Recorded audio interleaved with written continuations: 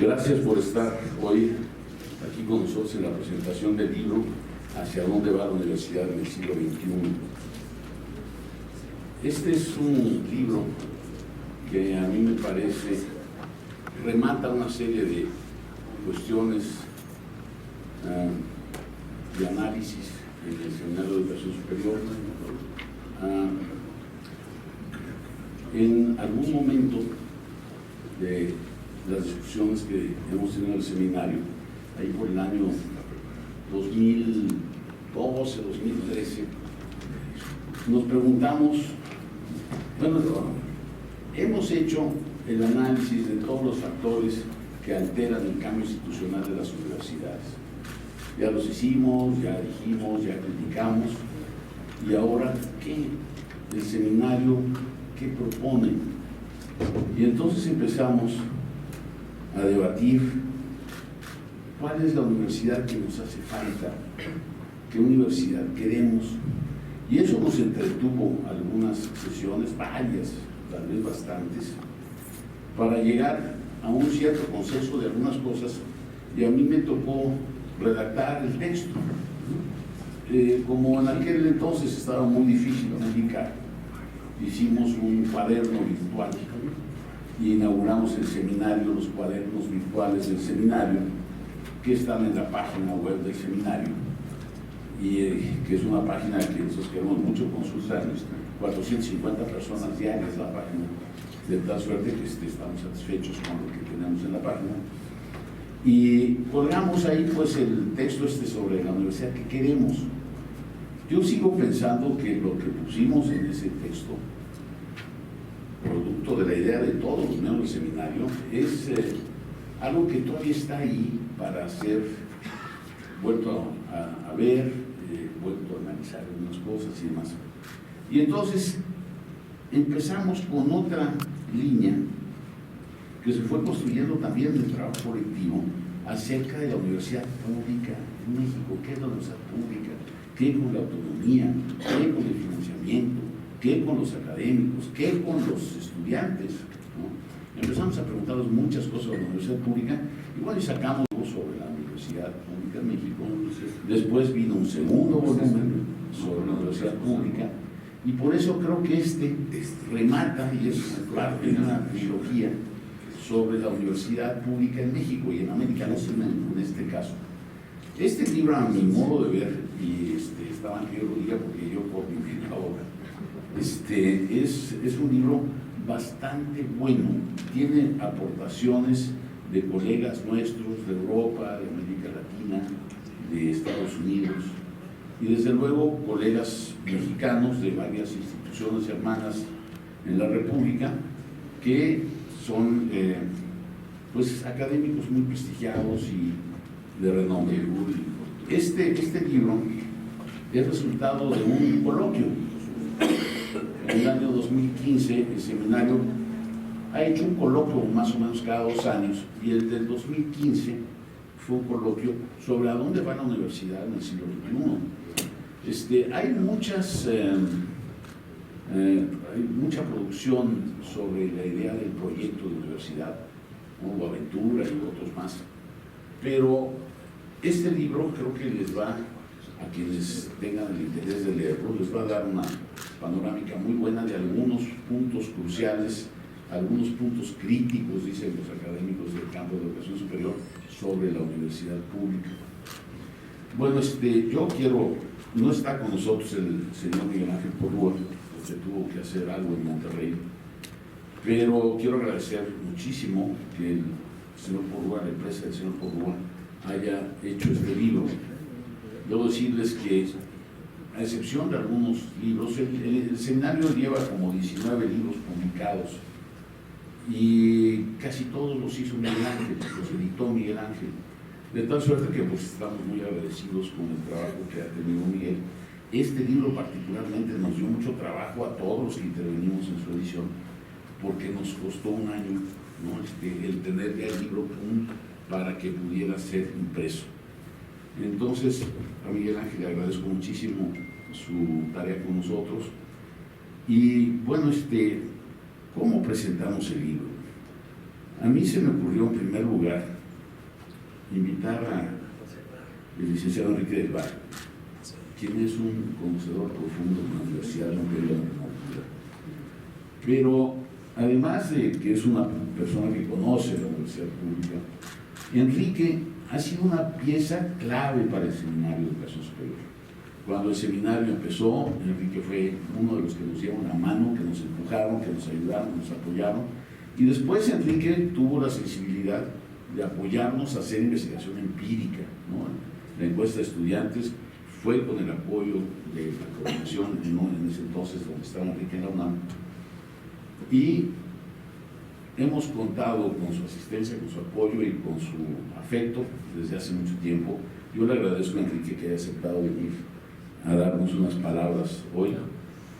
Después, bueno, en esta casa universitaria, el director del Instituto sobre la Universidad de la Educación es la persona que condensa los esfuerzos de la institución importante de la UNAM en materia de educación y de educación superior.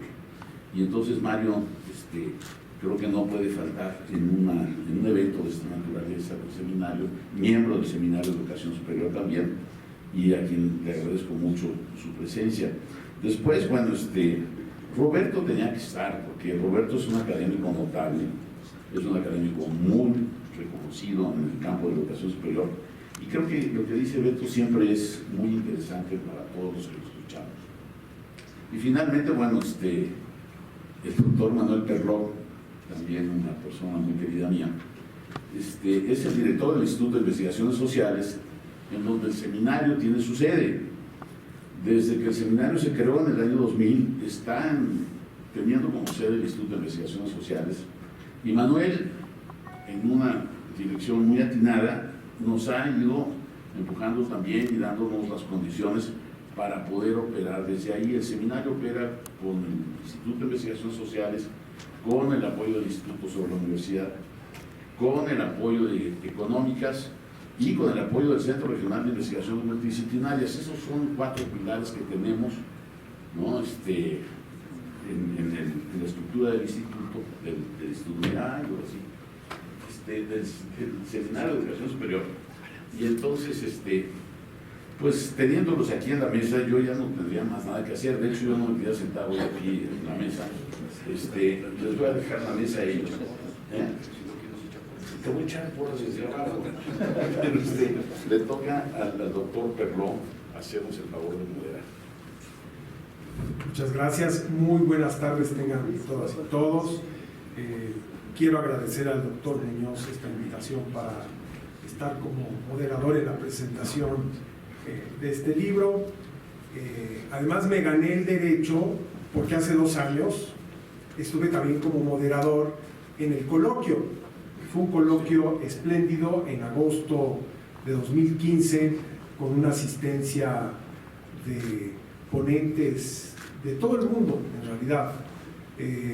Coincidió con una reunión de rectores, si mal no me acuerdo, entonces estuvieron presentes un buen número de rectores, ponentes de Estados Unidos, de Inglaterra, de América Latina, muchos colegas, incluso que habían vivido en México. Fue una ocasión realmente espléndida, según la recuerdo yo, y me tocó moderar una mesa y ahí se habló de que iba a salir el libro. Entonces dije, bueno, pues tengo que estar invitado ya cuando dé a luz el libro, salga a la luz, pues tengo que estar ahí presente. Entonces agradezco mucho la invitación, doctor Humberto Muñoz, para estar. Y además, como decía él, pues el instituto es la sede del programa de educación superior, y que es el seminario universitario más antiguo, pero no por ser el más antiguo es el menos productivo.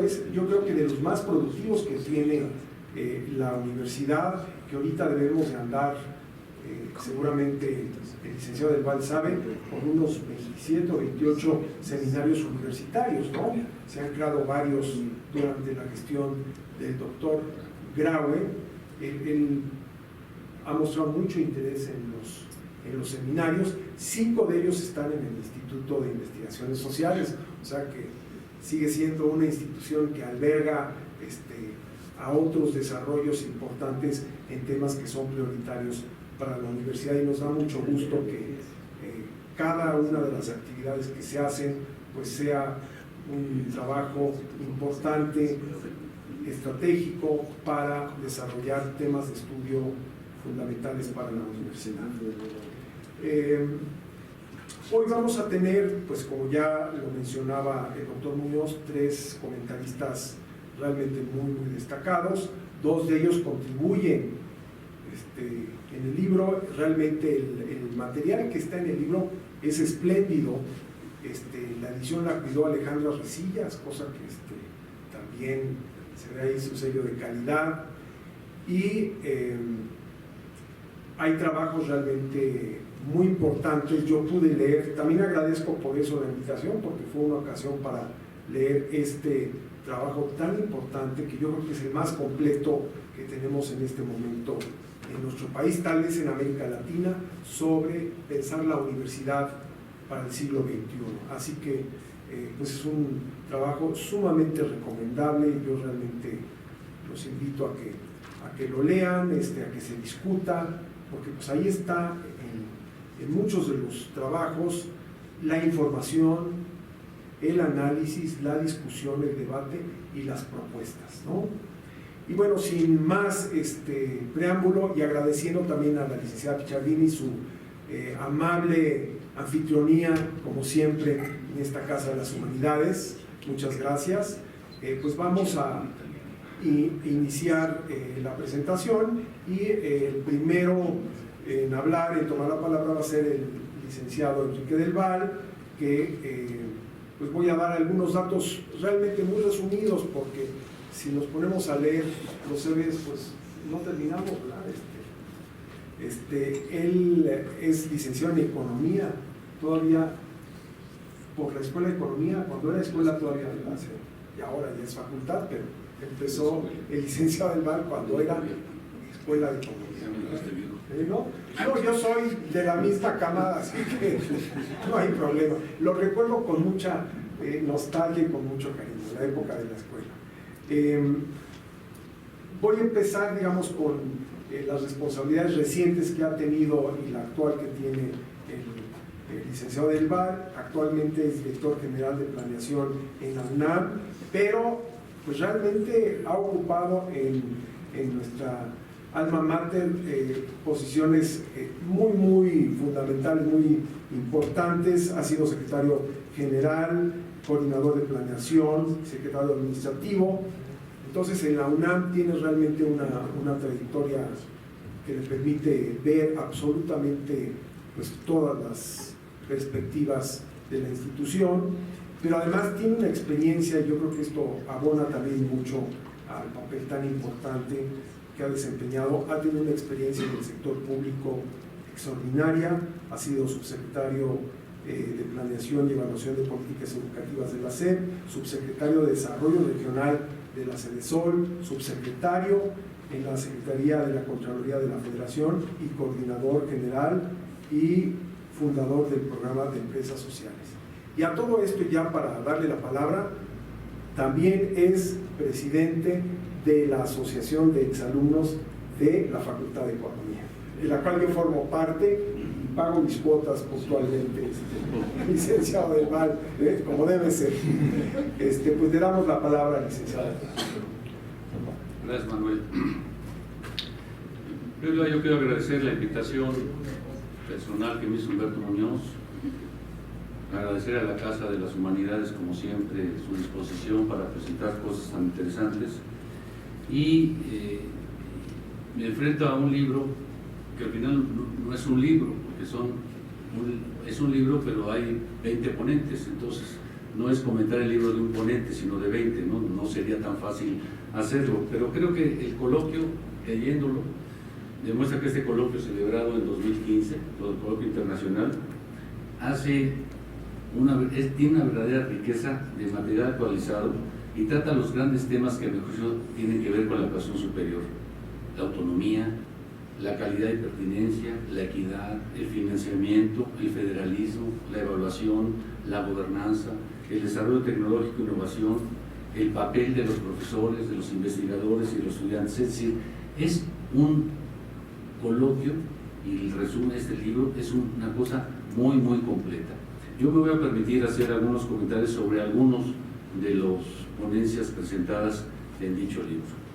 Los tengo aquí por escrito, todavía soy de la vieja escuela que me gusta escribir. Decía Carlos Tello que él, con la teoría de las máquinas, de las computadoras, a él le gusta oír rasgar el papel con la pluma. Entonces es un sentido, pero yo aquí está escrito, lo he leído. En el prólogo dice Humberto Muñoz que gracias a su habilidad las universidades han podido superar los obstáculos que desde hace casi 10 siglos, y apunta en el sentido que es una institución de cambio permanente. Esto es una cosa fundamental, es decir, entender la universidad como una institución que permanentemente está cambiando. Y coincido con él en cuanto que en este mundo globalizado y crecientemente desigual, la Universidad Latinoamericana, especialmente la Universidad Latinoamericana, juega un papel fundamental en esta lucha, fundamentalmente por la equidad.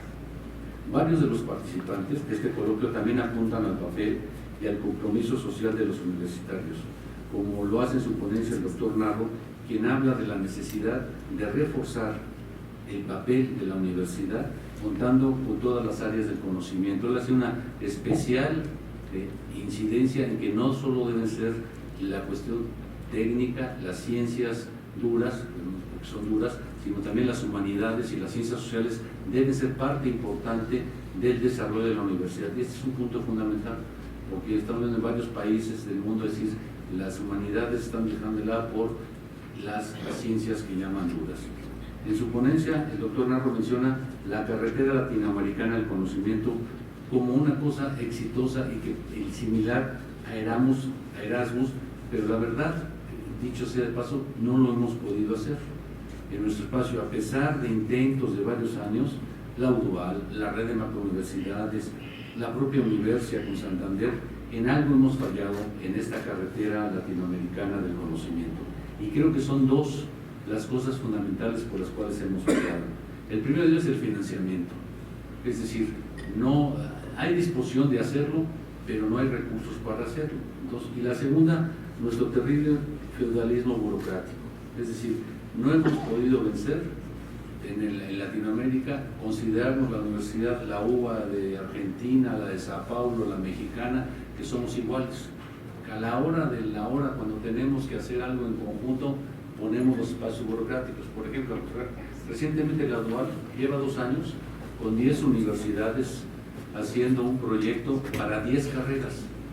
El proyecto simplemente significa que la carrera de biología que da la universidad, la Facultad de Ciencias de la UNAM, sea validada en el resto de las universidades y nosotros aceptar la carrera de biología del resto de las universidades. Y sin pasar por los consejos internos, por los consejos académicos, por el consejo universitario.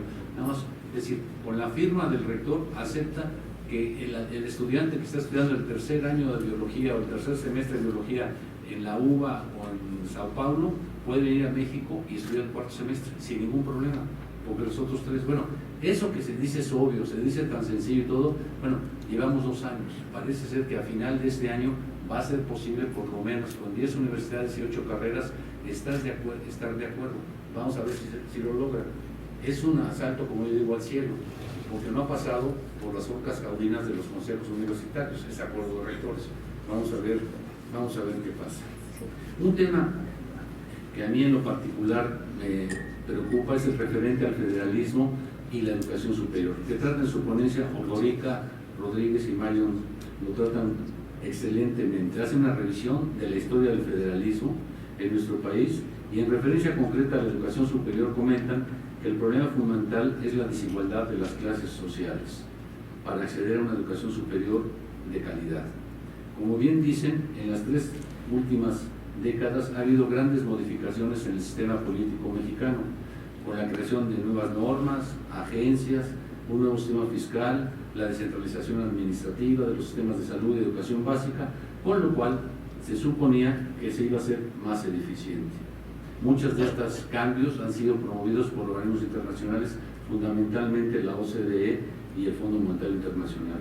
La realidad ha demostrado a los pocos años la falacia, sobre todo en un tema fundamental que estamos viendo actualmente, que es la educación básica, cuyo último capítulo ha sido la recuperación del pago de la nómina. Hicimos un gran esfuerzo. El inicio tanto de salud como de educación en la descentralización fue descentralizar a los estados el pago de la nómina. La SEP descentraliza el pago a los estados de la nómina y se convierte en un verdadero hoyo sin fondo, ¿no? Que choferes, guaruras tenían plazas de maestro, porque era lo más fácil, dar una plaza de maestro con esa guarura. Bueno, ha sido tal la situación que de nuevo la federación ha tenido que recuperar el pago de la nómina, pero no se han evitado los problemas, sigue habiendo los problemas porque el pago de la nómina, mientras no informe el Estado la situación de cuáles son los verdaderos maestros, por mucha centralización que haya, no es posible. Entonces estamos en el problema concreto de educación básica, del pago de la nómina, estamos metidos en un terrible problema como país. Sigue siendo un desastre, que es una lástima que así sea. La realidad, digo, ha demostrado que no es posible hacer los cambios sin la participación de la gente, que ese es el problema central. Es decir, si la educación básica, en la famosa reforma educativa, en vez de haber empezado con la evaluación, hubieran empezado con la capacitación a los maestros para evaluar. Es decir, si los 2 primeros años de la reforma educativa hubieran sido de capacitar a los maestros para que los 2 años se evaluasen, quizás hubiera avanzado más. Empezamos con la evaluación, empezamos con la pistola y estamos así. Es decir, de hecho ya reconoció la directora, expresidenta del INE, Silvia Smelkes, pues, que de los 500,000 se han evaluado 80,000. Entonces, en el año 2024 podrán evaluarse los 500,000, pero resulta que cada 4 años hay que evaluarse. Están metidos, es decir, yo no sé quién va a ser el próximo presidente de la República, pero de que hay que modificar de nuevo esta famosa reforma educativa, hay que modificarla. O el nuevo modelo educativo, que va a entrar a funcionar plenamente en agosto de 2018, y el gobierno se va en diciembre. Es decir, ¿cómo le van a hacer? Como expresan los autores que están conociendo, Dorica, Marion y Roberto Rodríguez, los sistemas federalistas son complejos y plagados de conflictos, y la educación superior es un ejemplo de ello, en donde las contradicciones en torno a la federalización o centralización, financiamiento público y gobernanza hacen que el mapa de las instituciones de educación superior sea tremendamente disparejo. La evaluación se menciona en algunos trabajos y, como apunta Humberto Muñoz, ya hace más o menos de 20 años se ha estado criticando la evaluación académica, pero los gobiernos, no solo los priistas, todos han hecho como el famoso chiste: ni los veo, ni los oigo, ni los leo. ¿Okay? Y seguimos igual. Es decir, ojalá leyeran este libro, ¿no? Pero va a ser, no hay problema que lo lean, sino que lo entiendan y lo pongan en práctica. Entre la decena de las críticas y la media docena de recomendaciones que hace Humberto, creo que vienen reflejados estos 20 años de evaluación, que, como bien dice, habría que hacer un alto en el camino y analizar y aprender de los errores cometidos, incluyendo esta reforma educativa y su nuevo modelo, y presionar porque se haga caso a algunas de las recomendaciones que vienen bien apuntadas, no solo en el trabajo de Humberto, sino en el trabajo de varios más de los académicos. Es decir, hay propuestas que son fácilmente aplicables y que deberían ser utilizadas por el gobierno. Para mí el gran problema de la evaluación es, como ha dicho Mario Rueda, aquí a mi lado, hasta ahora la evaluación, ¿para qué hacer la evaluación? Dice Mario Rueda, para controlar y no para mejorar. Es decir, evaluamos para controlar. Vamos a hablar a los maestros para ver si son buenos o no son buenos. No está, vamos a evaluar para ver en qué fallan y cómo mejoran, sino vamos a evaluar para controlarlos. Y desgraciadamente el INE, el famoso instituto que había muchas esperanzas, es uno de los últimos mejores ejemplos de ello. Es decir, lo del Instituto Nacional de Evaluación Educativa es verdaderamente, para mi juicio, kafkiano, de un organismo. Bueno, él era el anterior, hasta que se hubo el cambio, estaba Mario Rueda, de un evaluador pasamos a una institución que ni más ni menos compra un edificio nuevo de 15 pisos, inventa delegados en cada estado de la República, que a veces, bueno, ¿para qué está un delegado de la Instituto Nacional de Evaluación Educativa en cada estado de la República? ese delegado va a tener una secretaria, coche, es decir, un gasto de 1.300 millones de pesos, y hasta ahora, ¿de qué ha servido? Desgraciadamente, son gente que conocemos, son gente que estimamos, son gente que son experta y han caído en el hoyo burocrático, de las representaciones y de el estar y hacer presencia en todos lados. Es decir, ¿de qué ha hecho? Pues no ha servido hasta ahora, a mi juicio, nada el Instituto Nacional de Educación, cosa que no viene mencionada en el libro, eso lo menciono yo. Entonces, los profesores e investigadores están sometidos a las leyes del mercado. Cuanto más produces, más ganas. Hemos convertido la educación a la investigación como mero medios para conseguir dinero. Este pernicioso sistema ha dado al traste con la libertad y la autonomía del quehacer académico y se ha perdido la solidaridad entre pares, apunta Muñoz, lo cual creo es devastador en personas que suponen deben ser ejemplos para sus alumnos y colaboradores.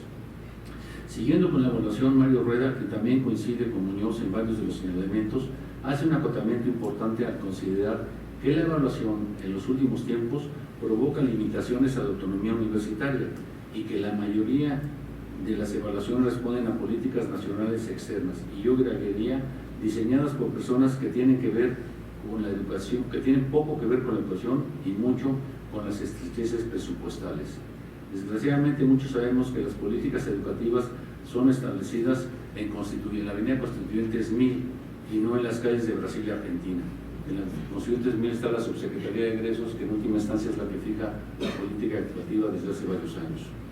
Coincido con Mario cuando indica que habría que retomar las mejores tradiciones universitarias de cada disciplina para evaluar cada función funcional, cada universidad.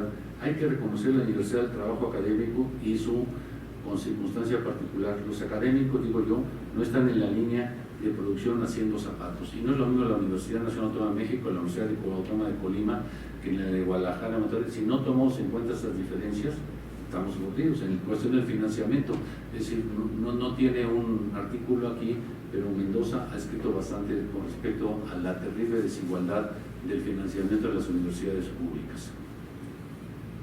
Erlinda Suárez, en su defensa de la seguridad pública, indica acertadamente la que como llama tendencia a la colonización, por la lógica del mercado. Como otros autores del libro también apuntan. Menciona la famosa leyenda negra del final del siglo pasado sobre las universidades públicas, que dio pauta al crecimiento desmesurado de las universidades privadas. Ahora en pleno estancamiento, por lo menos en América Latina, debido fundamentalmente al crecimiento de la pobreza y el empobrecimiento de las clases medias. Es decir, ya las universidades públicas no van a poder crecer. Porque no tienen la clase media, que es la que fundamentalmente provee a las universidades privadas de sus alumnos, no tienen los recursos suficientes con la crisis que hay, entonces no van a avanzar más. Habla de los jóvenes, que creo que en el coloquio faltó apuntar más información sobre ellos y que según Erlinda han dado muestra de su interés y voluntad para defender la universidad pública. Yo creo que ahí nos falta, todavía, este seminario yo creo que le falta hacer algo con los jóvenes. Es decir, ¿dónde están los jóvenes? Decimos que están defendiendo, sí, no necesitamos a miles defendiendo, necesitamos a pocos, pero no hay tantos. Es decir, algo está pasando con los jóvenes. Es decir, algo está pasando con los jóvenes universitarios. Es decir, no están en organizaciones políticas, cuando muchos están mínimos, o están los locos que nosotros tenemos heredados desde hace muchos años, pero no hay nuevos, no hay organizaciones políticas nuevas. Es decir, cuando nosotros aquí en Arroyo estudiamos, había organizaciones políticas en todas las facultades y escuelas. Entonces, hoy no existe eso. Es decir, hay algo con los jóvenes, yo creo que el Seminario de Educación Superior tiene que profundizar en ello. Creo que hace falta un verdadero análisis de los estudiantes, como digo, sobre lo que piensan en la universidad de su futuro. Y por supuesto coincido con Erlinda que al mercado, y yo agregaría a los actuales gobernantes, les estorba la dimensión pública de la universidad, porque invita a los estudiantes a ser críticos y a imaginar un futuro diferente. Como es natural, Gil Antón, que no está aquí, es provocador. No puede decir, no, para que no se duerman, si no, así que como es natural, Gil Antón es provocador desde el principio, desde el primer párrafo, cuando dice, ¿y dónde están los académicos hoy? ¿No? Y hace una serie de preguntas muy acertadas y, como menciona, fácilmente respondidas. Como bien apunta, en el aparato estatal, a propósito, o no, digo yo, promovió la individualización de los académicos, dándole la zanahoria de mayores salarios, beneficios, tanto reales como simbólicos, y se pregunta también acertadamente si es posible regresar a la vida colegiada o colectiva, y yo respondo que no es posible, es que es necesario y urgente. Es decir, porque si no, estamos a merced, es decir, los académicos están a merced de las disposiciones y de los nuevos programas y de lo que saque el CONACYT y no todos. Por ejemplo, ahorita están decidiendo el CONACYT los proyectos de la convocatoria de 2016 que va a otorgar los recursos supuestamente en septiembre de 2017. Seguramente habrá un retraso y los entregarán en 2018. Es decir, los proyectos presentados por los universidades del 2016, que tenían que ser entregados en 2016, no han sido entregados, no van a ser entregados supuestamente hasta septiembre de 2017, y ahí se la llevan. Es decir, y ante eso hay pequeñas protestas, es decir, y los traen, es decir, a los académicos. Dije pobres académicos, voy a decir, pues sí, pobres académicos los traen, no pobres académicos, sino realmente no es posible tratar así a las personas, a la investigación científica y humanística como lo está tratando sobre todo este gobierno. Por eso sí tiene razón Gil Antón en cuanto dice que es necesario, por supuesto, tienen que hacer algo, hay que hacer algo los académicos, ¿no? Porque si no, serán sometidos a los dictum de las autoridades no educativas sino hacendarias, que ven un peligro todo lo que sea colectivo. Es decir, el peligro de lo colectivo. Yo creo que una de las grandes virtudes que han tenido estos gobiernos es deshacer la representación tanto sindical como hacer la representación gremial, todo. Es decir, no hay problema. Negocias individualmente, metes tu proyecto y te lo acepto o no te lo acepto, pero no hay una acción colectiva de defensa de la academia. Yo creo que las protestas deben ser más fuertes, porque si no hay, no habrá mejora académica. Su propuesta de una asociación de los que realizan investigación sobre la educación superior, yo creo que debe ser implementada. Y qué mejor este seminario para hacer la semilla. Yo creo que es una propuesta muy concreta, Manuel, que yo creo que debe ser tomada en cuenta. Es decir, debe haber una representación de todos los académicos, es decir, de los investigadores. Es decir, yo creo que es un buen momento para hacerlo, y el buen momento es este libro y el seminario. Claudio Rama, con su experiencia internacional, hace un repaso del panorama de la gobernanza universitaria en el mundo, que como leemos es bastante diferente a la latinoamericana, sobre todo en cuanto al financiamiento y la autonomía de gestión.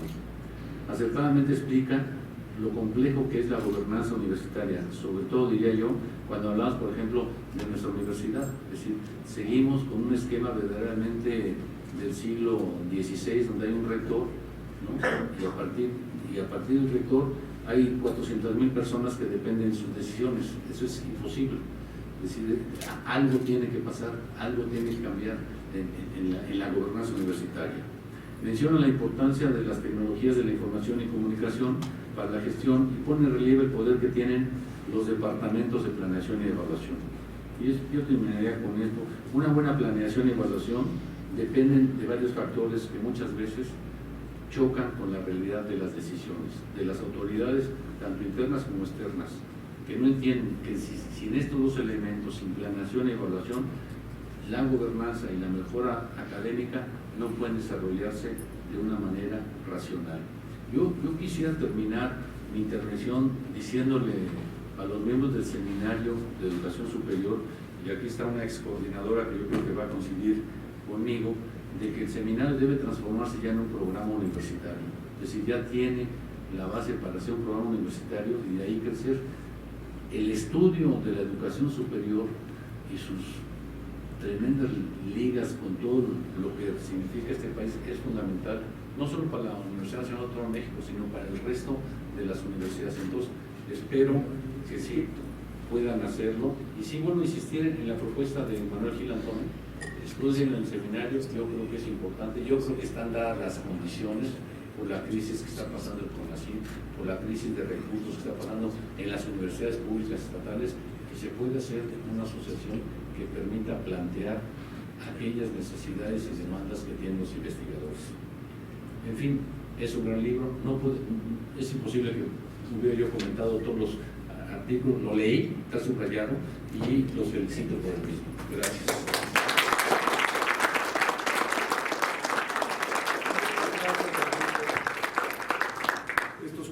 comentarios tan atinados, precisos y que van a los puntos fundamentales del libro. Y ahora vamos a darle la palabra al doctor Roberto Rodríguez Gómez. Él es investigador del Instituto de Investigaciones Sociales y profesor de la Facultad de Ciencias Políticas y Sociales de la UNAM. Es especialista en temas de política educativa y educación superior comparada, miembro del Seminario de Educación Superior de la UNAM, también desde su fundación, si mal no me equivoco, miembro, exdirector de la revista de Educación Superior entre 2002 y 2012 y actual director de la Revista Mexicana de Investigación Educativa. Es autor de numerosos artículos, libros, capítulos en temas de su especialidad. El más reciente es El siglo de la UNAM, vertientes ideológicas y políticas de cambio institucional, y también es un cumplido, puntual y maravilloso articulista de Campus Milenio, que disfrutamos siempre, como de otros autores que están presentes aquí en esta sala. Saludamos a muchos de los académicos que han llegado recientemente, en especial a la doctora Estela Morales. Gusto en verte, Estela. Y le damos la palabra al doctor Roberto. Muchas gracias. El futuro será cualquier cosa menos el presente y menos el pasado. Esto, que es una obviedad en casi cualquier campo de actividad, es un obstáculo difícil de remontar cuando pensamos en el futuro de la universidad, porque por fuerza de la tradición y quizá de la nostalgia, imaginamos que la mejor universidad posible es una que ya pasó, que dejamos atrás, que hubo una suerte de edad idílica, de oro, en que todo funcionaba bien, no había evaluación que no fuera diagnóstica, la burocracia estaba al servicio de la academia, la vida era colegiada, participaban los académicos y los estudiantes en las decisiones sustantivas, los alumnos estudiaban, los maestros enseñaban, etcétera, etcétera. No sé si eso ocurrió, pero pensar la universidad del pasado como el futuro deseable de la universidad no deja de encerrar dificultades y paradojas. En las páginas que voy a leer, que tienen como trasfondo precisamente lo que discutimos en el seminario acerca de hacia dónde va la universidad en el siglo XXI, bueno, elegimos algunos de los temas que parecen ser cruciales y que buscan dar respuesta a una cuestión. ¿Cuáles son los problemas que reclaman atención inmediata para revitalizar la opción de una universidad pública y autónoma con un papel central en la generación de capacidades profesionales, científicas y humanísticas? Una cuestión de gran interés es si la universidad del futuro es solo para jóvenes. La universidad moderna se afirmó como el tramo superior de la formación escolar y, por lo tanto, como un ámbito en el que interactúan dos categorías casi exclusivas: los adultos que enseñan e investigan y los jóvenes que acuden a la universidad a ser formados para actuar en el mundo como profesionales preparados en alguna disciplina particular. En algunas regiones del mundo desarrollado, Europa en su conjunto es el mejor ejemplo, esta relación ya comenzó a perder sustento demográfico. Como efecto de los cambios en el patrón de crecimiento poblacional desde los años 60 del siglo pasado, en la actualidad está disminuyendo el número de jóvenes europeos que demandan educación superior, lo que ocasiona naturalmente problemas del lado de la oferta. Esta pauta tiende a acentuar sus efectos en circunstancias en las que, como está ocurriendo en el presente, el mercado laboral de las profesiones pierde dinamismo como efecto de la recesión económica y en que, a consecuencia de lo anterior, la formación universitaria deja de ser percibida como el canal de movilidad social por excelencia. En algunos casos, a la disminución de la demanda se ha respondido mediante ajustes a la planta académica, por ejemplo a través del expediente de la prejubilación, en otros mediante esquemas de contratación de personal docente de acuerdo al volumen de la demanda real y sus proyecciones, y una tendencia asociada a tal dinámica ha sido la apertura de programas de posgrado o actualización profesional para captar a un nuevo mercado estudiantil. Si bien los modelos universitarios centrados en la formación permanente se sustentan en la transición demográfica apuntada, hay otro elemento que refuerza la tendencia, aquel que tiene que ver con la rápida obsolescencia de conocimientos profesionales y con el agotamiento de nichos de mercado en el sector laboral profesional. El reciclamiento de competencias, la posibilidad de una segunda o tercera formación o simplemente la actualización de conocimientos están a la orden del día y abren un escenario para pensar la universidad más que como una etapa del ciclo de vida, como una instancia abierta a la demanda en diferentes puntos de la trayectoria laboral del sujeto. A medida en que la oferta universitaria se abre a grupos de población integrados por jóvenes, adultos e incluso adultos mayores, se generan retos de todo tipo. En los modelos de enseñanza y evaluación, en los estilos de interacción entre profesores y estudiantes, en las formas de gobierno y gestión administrativa y en los servicios escolares, entre otros aspectos. La transición de la universidad de los jóvenes a la universidad abierta a un público más amplio y diverso obliga naturalmente a desarrollar ajustes institucionales que brinden respuesta a retos como los apuntados. Hay que decir que no en todos los países se vive el mismo fenómeno de transición. En México el ciclo es todavía temprano, lo que quiere decir que al menos en la presente década continuará creciendo aceleradamente la demanda de estudios superiores y debería ser prioridad concentrarse en ese problema antes que alinearse a los modelos de ciclo largo, licenciatura más posgrado, o de formación permanente a gran escala que ya se experimentan en otras partes del mundo. Pero la anticipación de estos desafíos puede marcar una dinámica de renovación sin duda alguna relevante. Segundo asunto, el desafío de la empleabilidad. Históricamente, la universidad ha recogido la demanda social de preparación de las nuevas generaciones hacia el mundo del trabajo profesional. En la realidad del presente que se vive en todo el mundo, una especie de saturación de esa posibilidad y un quiebre de las expectativas sociales al respecto. Como tal, el título profesional ya no garantiza prácticamente en ningún lugar una colocación segura ni la permanencia en el puesto de trabajo con actividades y remuneraciones adecuadas a la preparación. Así las cosas, el mecanismo emergente de solución ha consistido en la renovación de la pauta de segmentación social del sistema en función de una calidad real o pretendida de las instituciones y programas que lo integran. Los métodos de ranking, los exámenes generales de egreso y los diplomas suplementarios al título se establecen como procedimientos para que los potenciales empleadores puedan seleccionar a los candidatos más adecuados a cada puesto. Pero aumentar la información que genera el sistema no es suficiente. Al contrario, da lugar a nuevos mecanismos de exclusión que a menudo transitan por las mismas vías de la segregación social de las oportunidades. ¿Cómo entonces enfrentar el problema de la empleabilidad de los egresados universitarios?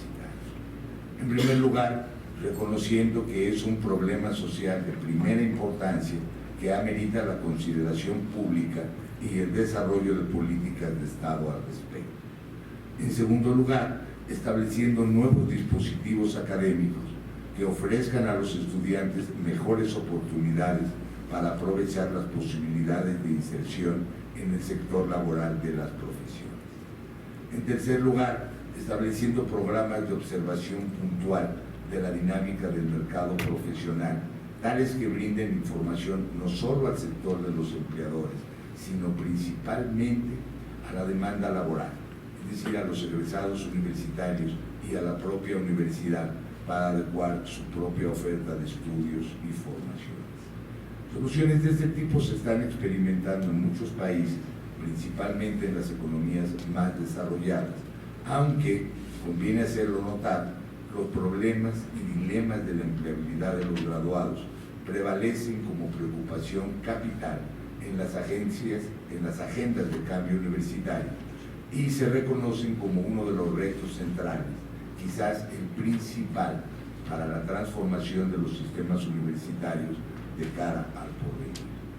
Aunque no está a la vista una solución definitiva a la problemática, es previsible que la empleabilidad como problema predomine al centro del debate universitario y que las soluciones que se experimenten establezcan dinámicas de cambio que den forma a la universidad del futuro.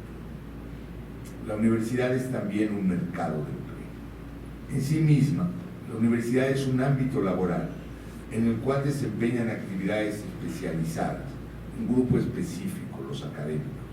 En México, al igual que en otras partes del planeta, comienza a vivirse el problema del envejecimiento del plantel académico y las dificultades de renovar el segmento correspondiente. Aunque el tema de las pensiones y condiciones de jubilación aparece como el aspecto más apremiante del problema, no es desde luego el único. Quizás el ángulo más interesante de la discusión surge de la pregunta: ¿cómo aprovechar productivamente la experiencia de un grupo de profesionales altamente especializados que ha entregado a la universidad el fruto de su formación y de su proceso de creación y transmisión de conocimientos? Antes que un ángulo romántico de respuesta, que seguramente recaería en la necesidad de establecer sistemas de premio y reconocimiento a la población académica de más edad y de trayectoria relevante, lo que se busca resolver tiene que ver con la necesidad de todo sistema de producción basado en la creatividad para aprovechar experiencia acumulada con fines de eficiencia y eficacia en la toma de decisiones y en la operación de procesos. Así colocada la discusión, el tema que se apunta guarda relación con los mecanismos de adscripción de la planta académica y con los mecanismos interinstitucionales de movilidad. En México, hasta la fecha, y a diferencia de lo que ocurre en otras realidades, el académico contratado por una universidad determinada tiene muy pocas posibilidades, casi ninguna, para moverse entre instituciones, a menos que esté dispuesto a aceptar los riesgos de una nueva contratación. Mientras mayor la edad de los académicos, menores sus posibilidades de movilidad, menores las posibilidades de aprovechamiento de su experiencia y menores al cabo las posibilidades de solución al problema del envejecimiento de la planta. Para romper el círculo vicioso es necesario idear nuevos esquemas de movilidad que, sin restar derechos adquiridos en la institución de origen, permitan a los maduros desplazarse entre instituciones y, por ejemplo, ofrecer a las universidades más jóvenes el fruto de su trayectoria y el valor de sus contactos académicos. Último tema: universidad pública autónoma, al servicio de la sociedad o al servicio del Estado. Históricamente, la autonomía universitaria ha brindado a las instituciones de este nivel la posibilidad de desarrollar sus funciones con base en criterios de libertad de cátedra e investigación, al margen o fuera de decisiones coyunturales de política pública. Esta situación ha cambiado notablemente con la progresiva injerencia del Estado en la toma de decisiones sobre el perfil del académico universitario, en la determinación de modelos de desarrollo académico y sobre la insistencia en orientar bajo determinado patrón la oferta de licenciaturas y posgrados. Fuera de la cuestión de si los recursos aportados por los gobiernos para el fortalecimiento de las universidades públicas y la mejora de sus sistemas de gestión académica las ha beneficiado o no, sobresale la pregunta acerca de la capacidad de las universidades autónomas para determinar sus propios modelos académicos, el perfil de su plantel y las orientaciones de sus prácticas de investigación y de sus programas curriculares. Está claro que el Estado facilita una forma y un modelo de coordinación de las autonomías universitarias, pero es la única posibilidad. En otros países se han seguido opciones diferentes que valdría la pena considerar. Por ejemplo, la operación de consejos de educación superior de nivel regional y nacional, que marcan las prioridades universitarias considerando los intereses representados en dichos consejos. Por ejemplo, otro ejemplo es el papel que desempeñan los consejos de rectores o los gremios profesionales en la modulación de tales prioridades. Sin duda alguna, si se acepta el valor académico de la autonomía, hoy resulta crucial deliberar, debatir y decidir en torno al dinero.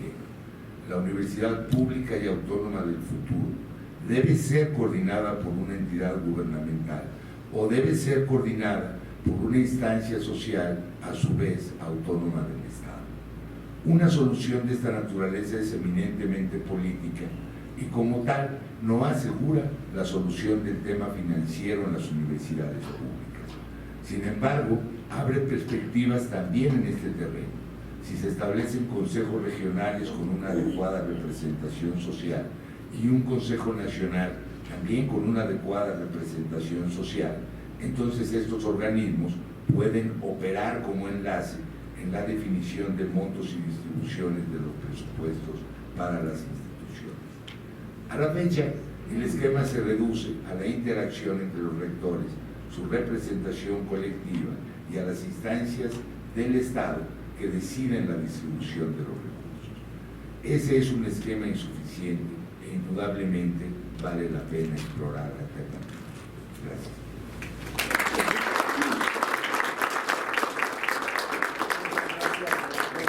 Gracias, Rodríguez. Y el último comentarista es el doctor Mario Rueda Beltrán. Él es doctor en Ciencias de la Educación por la Universidad de París 8, Francia, licenciado en Psicología por la UNAM, investigador nacional desde 87, miembro de la Academia Mexicana de Ciencias desde 2008, presidente del Consejo Mexicano de Investigación Educativa de 2004 a 2005 y miembro del Seminario de Educación Superior también, sus integrantes iniciales. Es investigador titular definitivo C de ISUE, ha sido miembro del Consejo Interno, tiene una producción amplísima, 22 libros, 50 artículos, 23 capítulos, realmente es un prolijo autor y además ha dirigido con mucho acierto varias revistas que son muy importantes en este campo, pero también que son muy reconocidas en las ciencias sociales y las humanidades, como la Revista Mexicana de Investigación Educativa, del Consejo Mexicano de Investigación Educativa entre 1996 y 98, y fue director de la revista Perfiles Educativos del ISUE entre 2008 y 2011. Y por si fuera poco, pues es director del ISUE y mañana presenta además su informe de labores. Doctor Mario Rueda, tienes que hablar. No era necesario echarme a perder este momento. Gracias. No, muy amable. Bueno, una disculpa de antemano. No sé si sea un problema psicológico, pero pues sí, el día de descanso me dio una gripe considerable. Pero bueno, aquí andamos todavía. Muchas gracias por la invitación y la oportunidad pues, de estar aquí con colegas muy queridos y colegas aquí en la mesa también, no solamente muy queridos, sino muy notables en cada una de sus actividades. Estamos aquí reunidos para la presentación del libro Hacia dónde va la universidad en el siglo XXI, coordinado por el doctor Humberto Muñoz García y editado por la UNAM, el Seminario de Educación Superior y por RUA, y publicado el año pasado, o por lo menos con fecha del año pasado, tengo la impresión. Sin duda alguna, motivo de celebración por el significado que tiene Primero, como recordatorio de la importancia de la universidad para la sociedad. Segundo, como contribución del Seminario de Educación Superior como promotor de temas de relevancia para analizar, conocer e intentar transformar esta institución. En esta ocasión, poniendo énfasis en la identificación de elementos para orientar en el contexto actual el futuro de esta organización. El libro consta, como ya fue mencionado, de un prólogo y 17 textos que abordan temas como el compromiso social, la ciudadanía, la emancipación, la investigación educativa, los académicos, la evaluación, la organización y el poder institucional, entre otros. El motor de esta iniciativa ha sido el Seminario de Educación Superior, que entre sus principales intereses ha promovido la reflexión sobre los factores que impulsan el cambio, principalmente en las universidades públicas autónomas. La invitación a participar en esta presentación tuvo la solicitud del doctor Muñoz para hablar en torno al futuro de la universidad hoy, tarea por demás imposible de lograr en unos cuantos minutos, sobre todo con la existencia de una multitud de textos disponibles que abordan tan complejo tema, comenzando, por cierto, por recordar que fue la misma intención del coloquio organizado en el año 2015 y que constituyó el germen del libro que ahora se presenta, con la participación de académicos de distintas instituciones nacionales e internacionales. Así que será un motivo más para leer el libro y conocer y dialogar con las respuestas al tema que nos ocupa.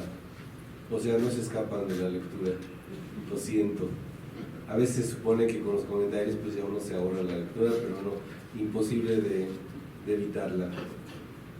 Compartiré con ustedes de forma muy breve algunas ideas que desde mi perspectiva podrían considerarse para participar en la construcción de una universidad más comprometida socialmente y como consecuencia de ello más exigente consigo misma, más congruente en la presencia de valores éticos y democráticos, más abierta a la aceptación de la diversidad de pensamientos y diferencias de perspectivas, que logre la convivencia armónica entre los involucrados y la edificación del futuro compartido de nuestras universidades. Al mismo tiempo, sería una acción más que significativa el ofrecer a la sociedad un ejemplo de que es posible la convivencia armónica y productiva en la diversidad para alcanzar metas previamente acordadas. Inicio por afirmar la subordinación de las instituciones educativas al desarrollo socioeconómico del país, ya que esto plantea los márgenes del financiamiento que dará viabilidad a las políticas gubernamentales que intentarán imprimirle una dirección, su mantenimiento y la procuración de su desarrollo, sin menospreciar que las políticas también pueden transformar los márgenes impuestos por las condiciones económicas. Un ejemplo de ello creo puede ser muy evidente si pensamos en la educación superior en Argentina, que a pesar de que han sufrido igual que nosotros crisis económicas, han mantenido una política de crecimiento pues mayor que el nuestro, ¿no? O mencionar a Cuba como un país que ha tenido sin duda problemas económicos muy fuertes, entre otros, pero que ha mantenido como prioritarias todas sus políticas respecto del sistema educativo. Sería conveniente no perder de vista la distancia entre los discursos, los planteamientos ideológicos, las reflexiones teóricas y las complejas realidades de las situaciones cotidianas, que en ocasiones se muestran con proyecciones contradictorias. No es infrecuente identificar discursos radicales que apelan a la democracia y a una práctica en la conducción de las organizaciones,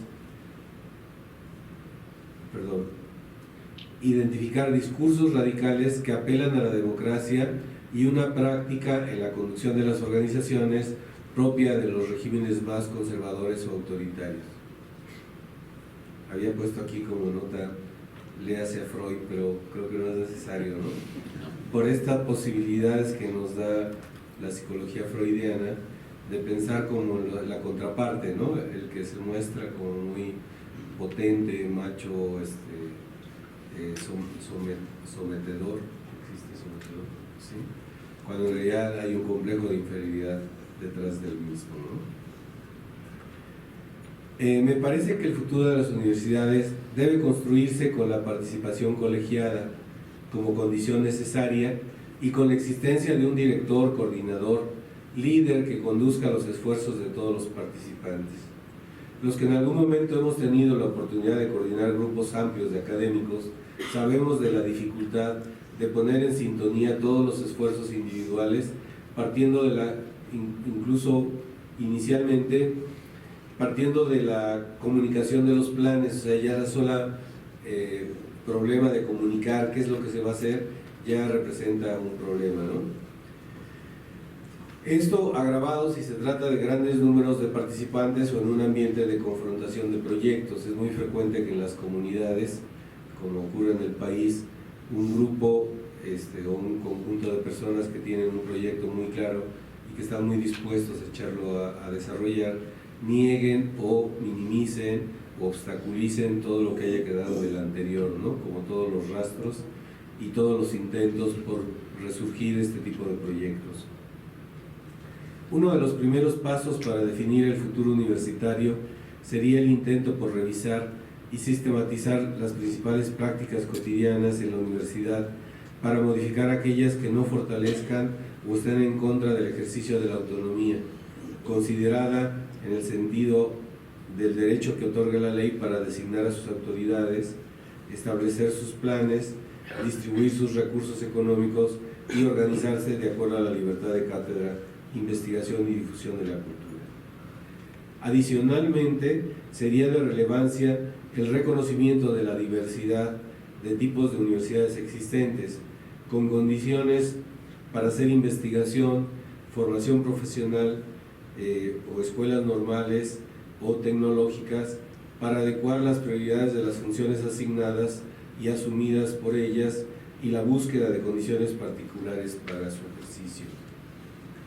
Desplegar acciones especiales para profundizar en el autoconocimiento, sobre todo en las universidades que han experimentado un crecimiento acelerado, y promover iniciativas para integrar las acciones de todos los actores y con ello favorecer el acompañamiento, la colaboración y la complementariedad de las acciones. Las funciones de investigación y docencia, por naturaleza, están ligadas a las comunidades en donde están ubicadas, tanto en el entorno académico como en el social, que incluye no solo a las dependencias que conforman a la institución, sino al grupo humano que constituye su entorno social.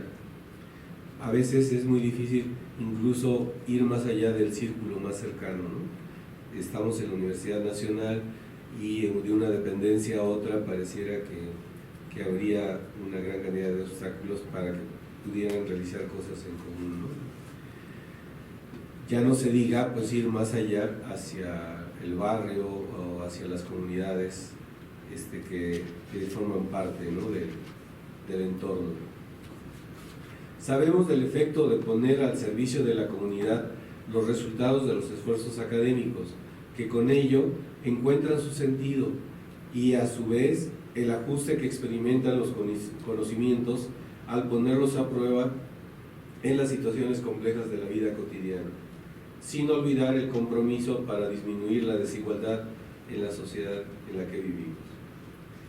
Me parece que un punto clave en la discusión del futuro de la universidad será el reconocer y fortalecer la diversidad de esta institución en su sentido amplio para dirigir los esfuerzos en contra de la tendencia de homologar las funciones, los estilos de trabajo, sus formas de valoración y las trayectorias de las comunidades académicas.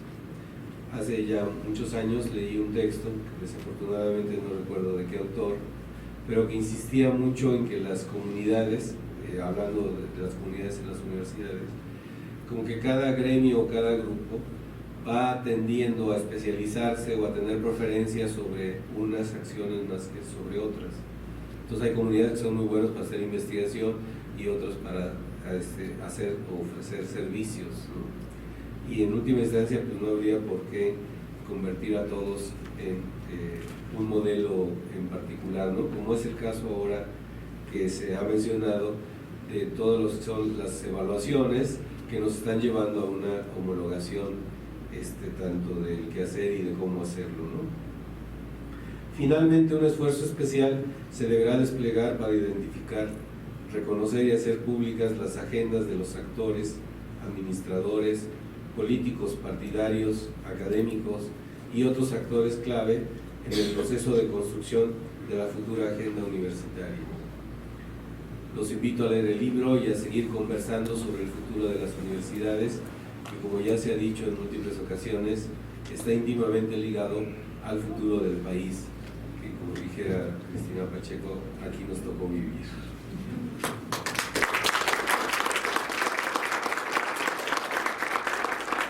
Muchas gracias, Mario. Yo creo que tenemos tiempo para un intercambio, doctor Muñoz. Pues veo muchas caras así con ganas de participar. Entonces, tomaríamos una ronda de participaciones del respetable y luego pues le damos la oportunidad a los integrantes de esta mesa de responder o de criticarse o de lo que gusten hacer, ¿verdad? No hay problema, ¿verdad? Así que estamos esperando que alguien quiera participar.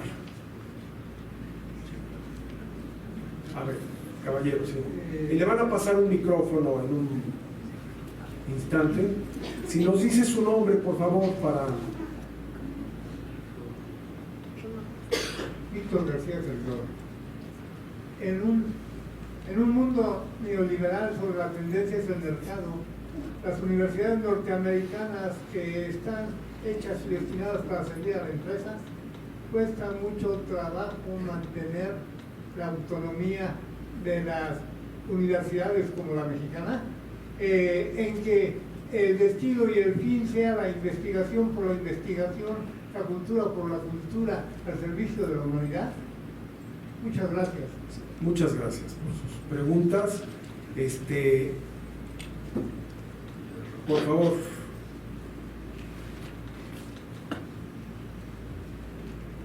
Hola, buenas tardes.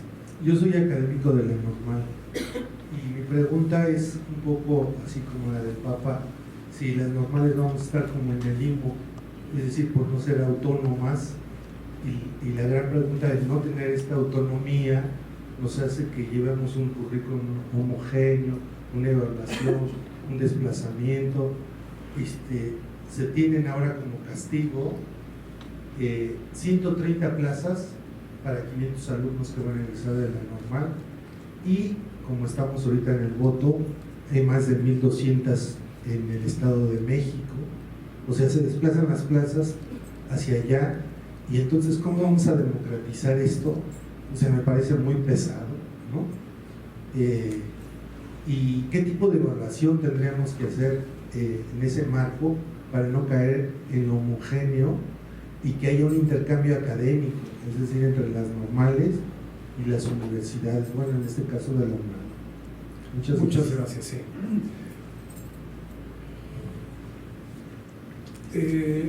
Judith Zubieta, por favor, sí. Gracias, doctor Perlo. Encantada de estar aquí. Yo quisiera preguntarles en esta visión de... Creo que no se escucha, Judith. Te van a pasar ahorita otro micrófono. Gracias. Muchas gracias. Ahora sí. En esta visión de la universidad en el siglo XXI, un poco más adelante, ¿qué papel consideran ustedes que pueden llegar a jugar los rankings? Gracias. Los rankings. Doctor Muñoz, vi que usted se agitaba en su asiento. No sé por qué, pero... No. Javier, por favor. Es que me movió hacia asiento. Una pregunta.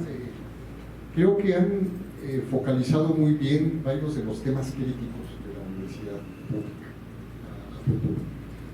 Lo que tiene que ver con un nuevo, que implica un nuevo diseño organizacional, nuevos pactos y nuevos acuerdos, nuevas reglas en materia de gestión, en materia de evaluación, en materia de ampliación de cobertura, etcétera, etcétera, de renovación del personal académico. Mi pregunta sería un poco para los tres, o sea, ¿qué es lo que nos ata?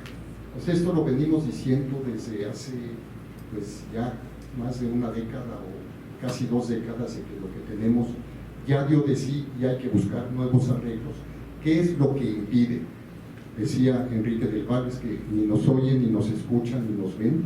¿Será eso o será que llegaron las políticas para quedarse y desmontar lo que con trabajo se montó hace casi 3 décadas? Pues es muy difícil. ¿Por dónde podríamos avanzar? Gracias, Javier. Una pregunta más de esta ronda y le damos la palabra a los comentaristas. Por favor. Gracias. Jorge Martínez. Quisiera hacer 2 comentarios. Uno, primero es, yo creo que no importa que muchos de nosotros nos oponemos a que la universidad entre a las cuestiones del mercado, pero antes de poder leer el libro hay que comprarlo. Entonces yo sugeriría que también invitáramos a la gente a comprarlo, ¿sí? Porque más vale tenerlo. Eso es un comentario.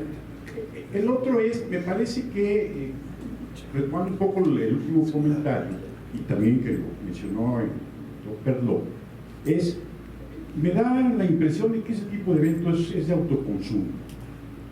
Es decir, nos quejamos acerca de la poca eficacia de nuestros comentarios, observaciones, análisis y aportaciones al estudio de la universidad pública en particular, y que no se retoman en las políticas. La crítica que se hace o que se acaba de hacer respecto a la forma como se conducen las cuestiones públicas relativas a la educación en nuestro país me parecen excelentes, pero el problema es que, ¿qué sucede? ¿Qué hay que hacer para que esto que estamos cuestionando realmente tenga un efecto? ¿Es un problema de los políticos que no nos escuchan o de nosotros los académicos que hemos sido incapaces de afectar la toma de decisiones?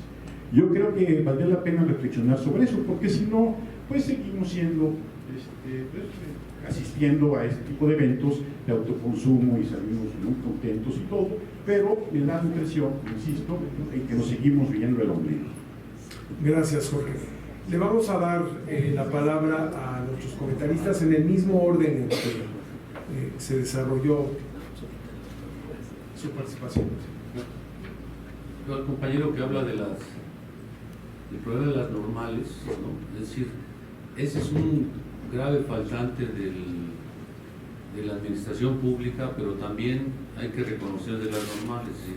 Las normales tienen un currículum de hace 30 años, no han modificado su currículum en 30 años, es decir, es un grave problema. Entonces, no hay manera de poder avanzar si no hacemos un cambio y cedemos, y lo digo, cedemos ambas partes. Tiene que ceder el gobierno, pero también lo tiene que ser de que tienen que avanzar, es decir, porque ya se acabó y la ley lo quitó ya a partir de este año. Ya cualquier ciudadano que tenga una carrera similar, así dice, parecida a un normalista, puede ser maestro. Es decir, antes era solo los egresados de las normales, ahora ya cualquiera. Entonces todavía hay una mayor limitante para los egresados de las normales. Entonces, antes era, entrabas a la normal y tenías una plaza.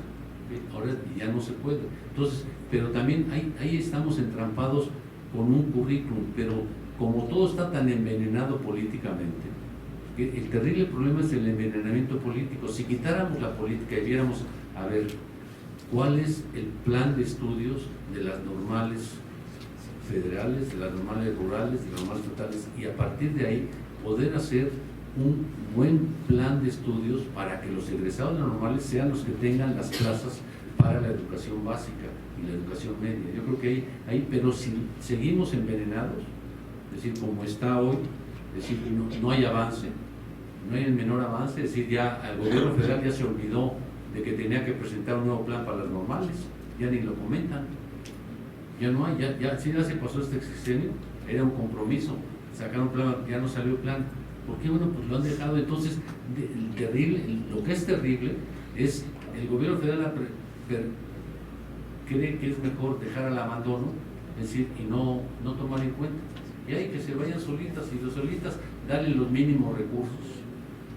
y ya, y que se vayan deshaciendo, vean qué pasando. Es decir, yo creo que se debe hacer algo, como yo creo que ahí juega también un papel quizás el seminario, estamos preocupados por esto, para meter, logramos despolitizar el problema de las normales y entrar al problema académico de las normales. Ese es el gran problema. Es decir, no puede haber un plan de estudio que tiene tantos años y que no ha podido ser modificado por angas o por mangas. Entonces ese es mi comentario. Yo de los rankings, yo creo que es un gran negocio. Yo creo que tenemos que hacer la UNAM debe hacer ya un ranking propio y venderlo. Es decir, hoy hay rankings cada media hora. Es decir, ya se volvió un negocio. Entonces ya inclusive varias universidades, lo sabe bien, varias universidades norteamericanas ya han abandonado entrar a los rankings, porque saben que aquí hay que pagar para universidades. Entonces ya no se sabe bien a bien cuáles son las mejores y cuáles no son. Ahí nos la llevamos porque a ver qué ranking agarra uno, ¿no? Y claro, ¿qué haces tú como funcionario? Agarra los rankings que te va bien, los otros ni los tomas en cuenta. Es decir, ya no, ¿cuál es el mejor ranking? ¿Quién sabe? Ya todo se ha comercializado. Dice Mendoza, ¿sabes qué? Yo lo que creo que falta es financiamiento. Mientras no resolvamos el problema del financiamiento, mientras el 90% del financiamiento de las universidades sea destinado a salarios, ¿cómo puedes mejorar el resto de las cosas? Es imposible. Es decir, aquí es la dinámica, la inercia. Mientras no haya un verdadero incremento al financiamiento a las universidades que le permita hacer nuevos planteamientos, que le permita desarrollar nuevas carreras, estamos hundidos. Es decir, si el 90% está ya destinado exclusivo a pagar salarios y prestaciones, pues yo no veo mucho futuro en lo que puedes hacer. Puedes hacer poquito, pero muy poco, en mi juicio. Y lo que dice Martín Stack, ¿qué hay que hacer? No, por eso, yo creo que lo que hay que hacer es verdaderamente, los académicos deben buscar la manera de asociarse, vuelvo a Gil Antón, es decir, para lograr una presencia masiva y que sean tomados en cuenta. Yo creo que juegan un papel fundamental. Si logramos que los académicos de las principales 20 universidades públicas hacen un manifiesto, plantean posiciones concretas y que las lleven al Congreso y las lleven a las autoridades y persistan en ellas, tarde o temprano van a poder hacer caso. Y es mucho mejor, es mucho más fácil para los académicos hacerlos que para las autoridades universitarias, porque al final dependen del presupuesto y entonces algunas pueden decir, yo no dudo, el rector de la UNAM puede decir lo que quiera y puede plantear y hacer las cosas, pero ya el rector de Colima y quién sabe el de la UAP es imposible. Entonces, pero sí los académicos de la UAP y los académicos de Colima ligados con lo de la UNAM, de la UAM, del POLI, sí pueden hacer planteamientos para que nos oigan, nos escuchen y nos lean. Yo creo que eso es, pero debe partir de la academia, no de las autoridades. Gracias, Enrique, y le damos la palabra también para que responda, reaccione a Roberto Rodríguez. Muchas gracias. Más que respuestas a preguntas que es difícil contestar por su profundidad o la profundidad que sería deseable, pues sí vale la pena alguna apreciación hacia los nuevos mapas y territorios de la educación superior en México. Estamos ya muy cerca de un esquema de 3/3 de la matrícula. 1/3 en manos privadas, ya más de 1 millón de estudiantes en instituciones privadas, 1/3 en universidades autónomas. Nada más somos 40 universidades autónomas entre más de 2,000 instituciones de educación superior. Y el último tercio son instituciones públicas bajo control del Estado. Segmento que son los institutos tecnológicos, las universidades tecnológicas y politécnicas, las interculturales y las normales, ¿no? Esto es que ya somos, digamos, un socio minoritario en el esquema. Cuando venimos de ser hace relativamente poco, así como el sol del sistema solar, ¿no? Entonces un sol que irradiaba luz y calor para todos y les decía para dónde orientarse. Ya no somos eso y nos cuesta trabajo darnos cuenta de esa nueva, digamos, condición, de esa nueva realidad. Entonces, es un sistema o un modelo que está en retroceso, si quieren cuantitativo, no necesariamente cualitativo, porque todos los estudiantes quieren de una o de otra manera participar en las universidades públicas autónomas y cada vez hay menos lugares. Pero yo no sé si estamos para dar, digamos, consejos a cómo debe ser el perfil de las normales, a cómo debe ser el perfil de los institutos y las universidades tecnológicas. Serán autónomas aquellas en que haya un actor colectivo, ¿no?, cuya movilización siente las bases de la autonomía, como pasó en las universidades. En el caso de las normales, bueno, el CENTE o las corrientes dentro del CENTE, si hacen ese tipo de movilización, hay condiciones de oportunidad, pero suponer que desde el Estado, que tiene un modelo homogéneo, único, centralizado, etcétera, etcétera, para la educación obligatoria, por lo menos para la primaria y la secundaria, suponer que esa será la fuente de irradiación de un modelo autonómico para las normales es un cálculo muy optimista. Eso no va a ocurrir. Al contrario, como ya se indicó, hay más riesgos que oportunidades, ¿no? Esta condición de que cualquier profesionista puede ser profesor, que es la regla nueva, de hecho ya los quiero ver en grupos de 30 niños, en serio, no lo digo de verdad, en que el problema de mantener el orden es mucho más importante que el de poder enseñar la tabla del 3 o del 4, ¿no? Digo, ya los quiero ver, aunque pasen y tengan mejores condiciones de aprobar el examen correspondiente y las competencias del nuevo modelo, pero ya los quiero ver. En fin, yo digo que estamos en una condición más bien de complejidad que de soluciones rápidas, efectivas y efectistas de corto plazo. Yo creo que lo que nos depara pues este futuro discernible es justamente eso, escenarios de complejidad que tomarán la forma que actores sociales que se consigan mover y organizarse, los académicos por supuesto, tendrán voz para decir o para definir qué es lo que va a ocurrir y no el Estado. Muchas gracias y le damos finalmente la palabra al doctor. Sí, muchas gracias. Bueno, yo creo que algo importante que ha ocurrido con las escuelas normales es que finalmente, aún en una situación muy inapropiada de reconocerlas como parte del sistema de educación superior, es decir, sin darle las condiciones, por lo menos se ha planteado o se ha comenzado a plantear la dificultad de efectivamente depender de la Secretaría de Educación Pública en cuanto a planes y programas, financiamiento y todo lo demás, y al mismo tiempo pedirle lo que se les pide a las universidades en general, ¿no? Hacer investigación, conseguir recursos y otro tipo de cuestiones. Entonces yo creo que por lo menos esa situación pues ha llevado a discutirla, a plantearla, y creo que efectivamente pues a buscar algunas salidas que yo creo que, como se decía hace un momento, lo decía Roberto, efectivamente los actores sociales que les compete pues son los propios profesores, ¿no? Ante la pregunta de qué nos ata, es como, desde mi punto de vista, muy complejo responderla, y yo creo que esto tiene que ver con la otra, es decir, ¿qué podemos hacer? Yo creo que el trabajo académico tiene por principal obligación conocer sistemáticamente los fenómenos, las acciones, los comportamientos, y conocer pues para poderlos transformar, es decir, ofrecer conocimiento disponible ¿para quién? Pues para todos los actores, ¿no? Entonces yo creo que estudios sobre el papel del sindicato, estudios sobre la gobernanza en las universidades, todo eso contribuye a tener un mejor conocimiento.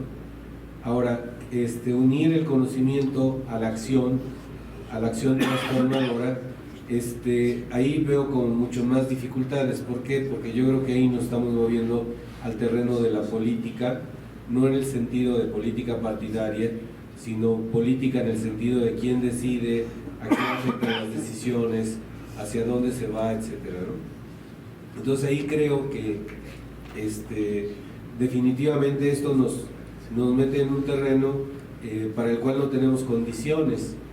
Es decir, o me dedico a trabajar e investigar o a hacer o a organizar políticamente a un grupo de académicos o de universitarios para incidir y participar en el terreno de la práctica política, ¿no? Que yo creo que eso obedece a otras condiciones, por ejemplo, y ahí es donde con mucha frecuencia se mezcla la política partidaria.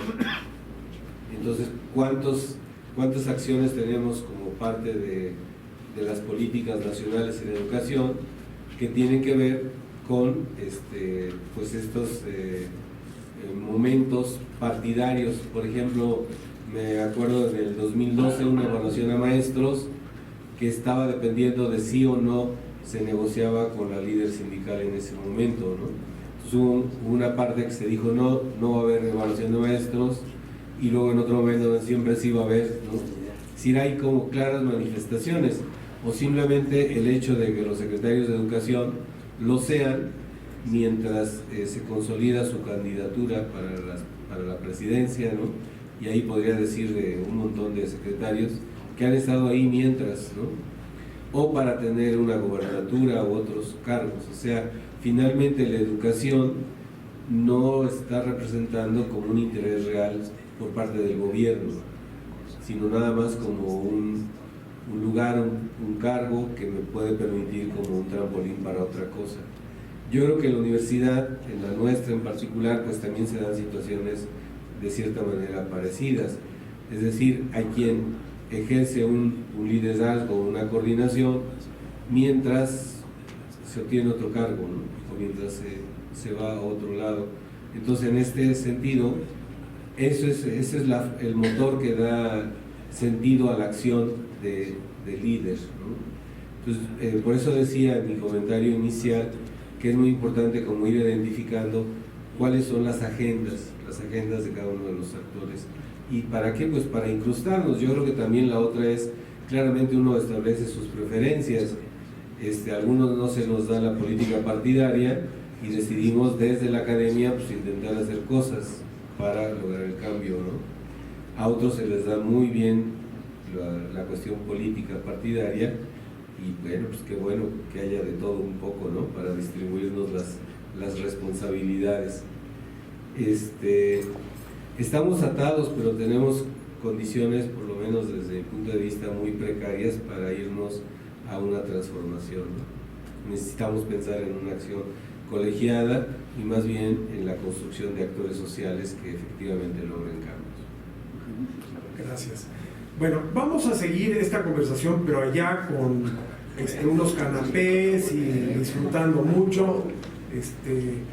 No se termina aquí este intercambio, y yo quisiera nada más primero felicitar nuevamente a todos los autores de este espléndido volumen Hacia dónde va la universidad en el siglo XXI, al doctor Humberto Muñoz, a todos los que han participado en el coloquio que dio lugar a este libro, y por supuesto agradecer a Enrique del Val, a Roberto Rodríguez y a Mario Rueda por sus comentarios tan atinados, y pues a todos los asistentes también muchas gracias por su presencia, sus comentarios, y pues muy buenas noches y sigamos la plática aquí afuera.